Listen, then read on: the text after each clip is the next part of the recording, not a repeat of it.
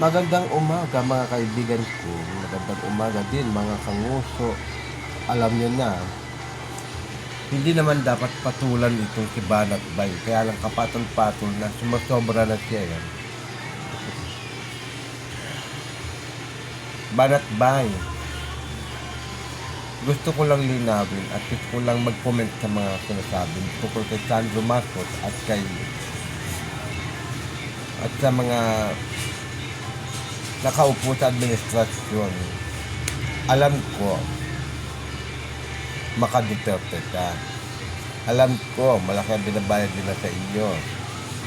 Dahil nagsabi na si Pulong kung magkano binabayad sa inyo. Banat Bay, sumusobra na ang inyong dapat ka ng kalusin, peste ka.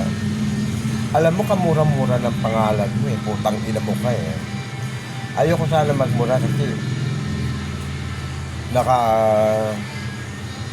maka-Diyos ako eh. May Diyos pa ako. Ikaw wala na.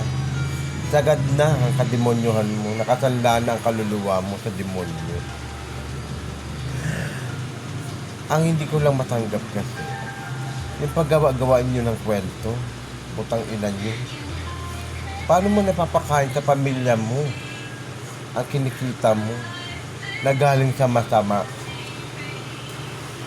Isa kang gago eh, no?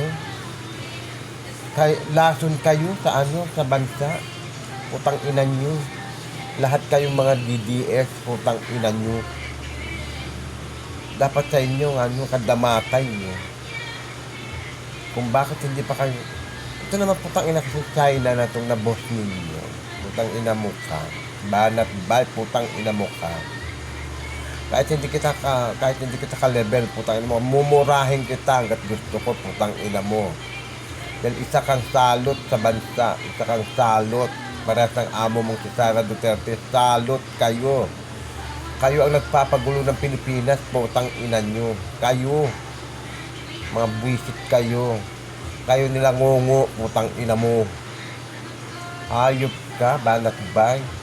Isa, wala kang bayad, dahil basta bakla kang kalbo, putang ina mo. Walang, naku, ewan ko sa'yo. Wala kang negosyo, di ba? Patay gutom ka, palamunin ka mga Duterte, hayop ka. Putang inan to, hindi na nahiya sa sarili. Pilipino, sisilbi sa China, ulol. Putang inayin yung lahat, mga DDS. Mga hayop kayo. Pandamatay sana kayong lahat, piniste kayo. Buisit.